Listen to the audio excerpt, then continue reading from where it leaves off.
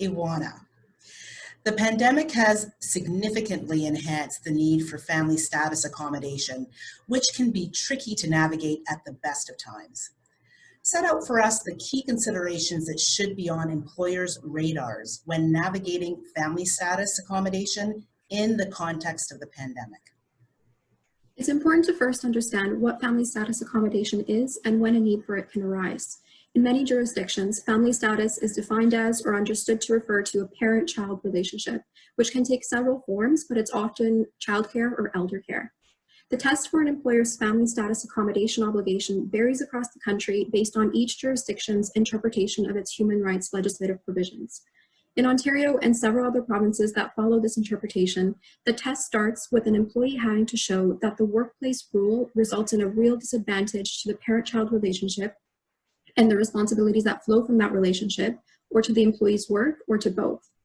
For childcare in the COVID-19 context, often the workplace rule that results in a disadvantage is fixed working hours or a specific work location that may prevent an employee from also taking care of their child.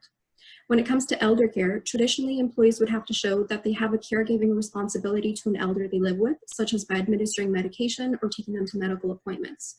But during COVID-19, employees who don't care for their elders in the usual way may be able to argue that they provide care in a different way by not exposing their elders to COVID-19 by returning to work, which can be trickier to assess. To assess these accommodation requests, it must be contextual and on a case-by-case basis, as Joel mentioned, considering the workplace context, the employee's role, and the employee's caregiving responsibilities. In several provinces, including Ontario, this assessment may include consideration of other supports available to the employee. For example, when it comes to childcare, the availability of grandparents, a spouse, or daycare. Employers should consider, though, that during these times, other supports may be in shorter supply, particularly if grandparents or other family members are worried for their health, and also because many daycares and summer camps are closed or will have restrictions in place once they open. This means employees will likely have a longer-term need for accommodations.